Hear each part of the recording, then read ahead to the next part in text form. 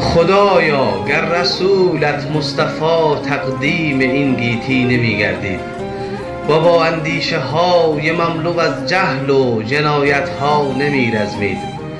نمیدانم به زیر سقف آسمانت کرا من سجده می کردم، تمام باورم را از برای که قیام و قعده می کردم. نمیدانم که آیا چوب بود یا توطئه سنگی و یا تصویر یک انسان بدرنگی، و شاید هم مهتاب و گهی خورشید و باران قطره‌ای که از ابر می پاشید. نمیدانم چه می کردم و شاید خود خدای دیگران بودم.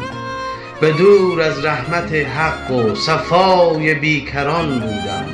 محمد آمد و خلق جهان را دیده روشن کرد و هم نور خدا را لمس دلهای تو و من کرد. طعم عطر بهشت را سیرت از لبهای آن گوید که نام حضرت احمد ضروری احترام.